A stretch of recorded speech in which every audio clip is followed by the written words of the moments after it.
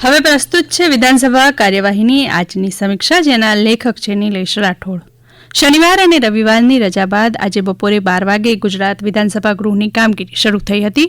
પ્રશ્નોત્તરીના પ્રથમ કલાક બાદ રાજ્યના અન્ન અને નાગરિક પુરવઠા વિભાગ, સિંચાઈ વિભાગ તેમજ પાણી પુરવઠા વિભાગની વર્ષ 2025-26ના અંદાજપત્રની માંગણીઓની બાબતો છવાયેલી રહી, જે લંબાણપૂર્વકની ચર્ચા બાદ પસાર કરવામાં આવી હતી.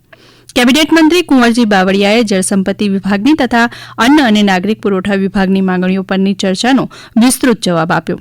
જળસંપત્તિ વિભાગ વિશે તેમણે કહ્યું, રાજ્યમાં દુષ્કાળ હવે ભૂતકાળ બની ગયો છે. જળસંપત્તિ વિભાગ માટે વર્ષ 2025-26ના અંદાજપત્રમાં કુલ 12,427 કરોડ 88 લાખ રૂપિયા ફાળવવામાં આવ્યા છે. નર્મદાના પૂરના વધારાના 1 મિલિયન એકર ફીટ પાણીની સૌરાષ્ટ્રના 115 ડેમ જળાશય જોડીને ભરવા માટેની સૌની યોજનામાં પહેલા અને બીજા તબક્કાની કામગીરી પૂરી થઈ છે, જ્યારે બાકી રહેતી કામગીરી નવા વર્ષમાં 813 કરોડ રૂપિયાના ખર્ચે પાર પાડવાનું આયોજન છે. ઉત્તર ગુજરાતમાં સાબરમતી નદી ઉપર સિરીઝ ઓફ બેરેજ અંતર્ગત કુલ 14 બેરેજ બનાવવાની યોજનામાં અત્યાર સુધી 5 બેરેજ બન્યા છે, જ્યારે ગાંધીનગરના અંબોડ ગામે 190 કરોડ રૂપિયાના ખર્ચે તથા મહેસાણાના ફતેપુરા ખાતે 210 કરોડ રૂપિયાના ખર્ચે સાબરમતી નદી પર 2 નવા બેરેજ બાંધવાનું કાર્ય નવા વર્ષમાં હાથ ધરાશે. ગાંધીનગર ગિફ્ટ સિટી નજીક સાબરમતી નદીના કાંઠાના પ્રોટેક્શન તથા રિવરફ્રન્ટની કામગીરી 636 કરોડ રૂપિયાના ખર્ચે પાર પાડવાનું આયોજન છે. તે પૈકી નવા વર્ષમાં 250 કરોડ રૂપિયાની જોગવાઈ કરાઈ છે. તેમણે જણાવ્યું હતું કે સુજલામ સુફલામ જળ અભિયાનના બીજા તબક્કા અંતર્ગત વરસાદી પાણીના સંગ્રહ કેચ ધ રેઇન યોજનામાં દરેક ધારાસભ્ય પોતાના વિસ્તારમાં 10 લાખની મર્યાદામાં એક એવા 4 કામ જળ સંચય માટે સૂચવી શકશે. તદુપરાંત CSR ભંડોળ હેઠળ 90-10ની યોજનામાં રાજ્યના 8,000 જેટલા બંધ પડેલા બોર ટ્યુબવેલ ફરી શરૂ કરવાનું સરકારનું આયોજન છે. મંત્રીશ્રીએ જણાવ્યું હતું કે નવેમ્બર 2024 સુધીમાં જળસંપત્તિ વિભાગ દ્વારા કુલ 94,844 ચેકડેમ તેમજ સરકારના અન્ય વિભાગ મારફત 92,557 ચેકડેમ મળી કુલ 1,87,401 ચેકડેમ બન્યા છે. પાણી પુરવઠા વિભાગની માંગણીઓ વિશે કેબિનેટ મંત્રી કુંવરજી બાવળિયાએ જણાવ્યું હતું કે પાણી પુરવઠા વિભાગ માટે નવા વર્ષના અંદાજપત્રમાં 4,936 કરોડ 28 લાખ રૂપિયાની જોગવાઈ કરાઈ છે.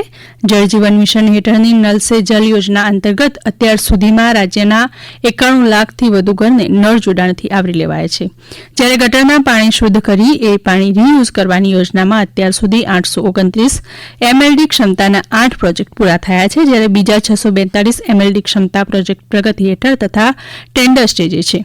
અન્ન અને નાગરિક પુરવઠા વિભાગની માંગણીઓ વિશે બોલતા મંત્રી શ્રી બાવળિયાએ જણાવ્યું હતું કે આ વિભાગ માટે નવા વર્ષના અંદાજપત્રમાં કુલ 2,076 કરોડ 81 લાખ રૂપિયાની જોગવાઈ કરાઈ છે. રાષ્ટ્રીય અન્ન સલામત કાયદા NFSA 2013 હેઠળ રાજ્યની 3 કરોડ 82 લાખ 84 હજાર વસ્તીને સસ્તા અનાજનો લાભ આપવાનું નક્કી થયું છે, જેમાં પાત્રતા ધરાવતા હોય પરંતુ લાભથી વંચિત રહી ગયા હોય તેવા લાભાર્થીઓને સમાવવા માસિક આવક મર્યાદા 15,000 રૂપિયાથી વધારીને 20,000 રૂપિયા કરવામાં આવી છે.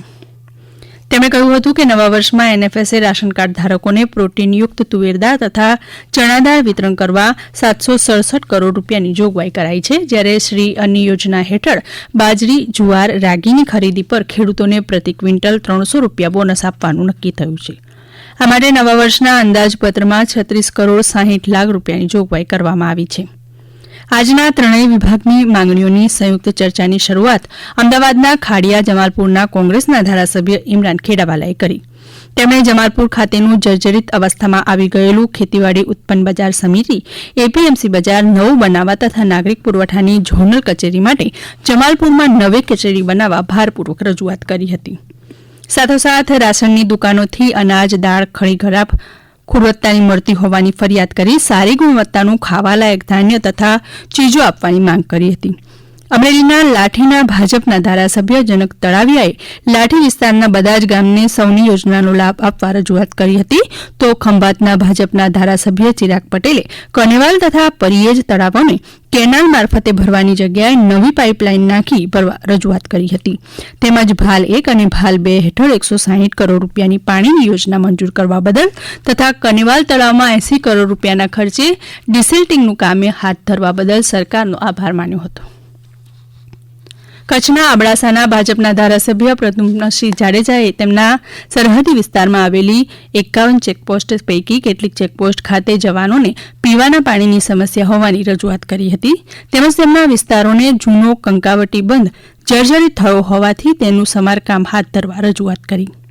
જૂનાગઢના કેશોદના ભાજપના ધારાસભ્ય એવા પૂર્વ મંત્રી દેવાભાઈ માલમે કેશોદ તાલુકાના 53 ગામ પૈકી બાકી રહેલા ગામને નર્મદા યોજનાનો અથવા જૂથ પાણી પુરવઠા યોજનાઓમાંથી પાણી ફાળવવા રજૂઆત કરી તો માણસાના ભાજપના ધારાસભ્ય જયંતિ પટેલે લાકરોડા ગામે અંબોળ ગામની માફક સાબરમતી નદીપટમાં ઊંચો વિયર બનાવવા અથવા હયાત વિયરને ઊંચો કરવા રજૂઆત કરી હતી.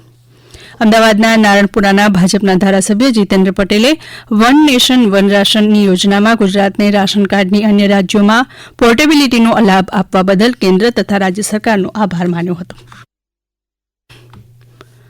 અમદાવાદ જિલ્લાના ધંધુકાના ભાજપના ધારાસભ્ય કળુભાઈ ડાભીએ ધંધુકા તાલુકાના 40 ગામ પૈકી બાકીના ગામોને નર્મદા યોજનાનો અથવા અન્ય જૂથ યોજનાનો લાભ આપવા રજૂઆત કરી હતી. ધાનેરાના અપક્ષ ધારાસભ્ય માવજીભાઈ દેસાઈએ દાંતીવાડા બંધનું પાણી પાટણમાં જતું રહેતું હોવાથી સુજલામ સુફલા યોજનાનો ફરી સર્વે કરી આ યોજનામાં દાંતીવાડા તાલુકાના ગામો આવરવા રજૂઆત કરી હતી. જૂનાગઢના માણાવદરના ભાજપના ધારાસભ્ય અરવિંદ લાડાણીએ માણાવદર વિસ્તારમાં ઉનાળાની ઋતુમાં પીવાનું પાણી 6-7 દિવસે મળતું હોવાથી નવી લાઇન નાખી પાણીની સમસ્યાનું નિવારણ લાવવાની માંગણી કરી હતી. તો ચાણસ્માના કોંગ્રેસના ધારાસભ્ય દિનેશ ઠાકોરે એવી રજૂઆત કરી કે ગત વર્ષે અમારા વિસ્તારમાં રૂપેણ નદીમાં પાણી નહીં ભરાતા આવતા ખેડૂતોને સિંચાઈનું પાણી ન મળતા ખેતીમાં ભારે નુકસાન થયું હતું. હમણાં જ આપ સાંભળી રહ્યા હતા વિધાનસભા કાર્યવાહીની આજની સમીક્ષા, જેના લેખક હતા નિલેશ રાઠોડ. પ્રસારણ આકાશવાણીના અમદાવાદ વડોદરા કેન્દ્ર પરથી કરવામાં આવ્યું.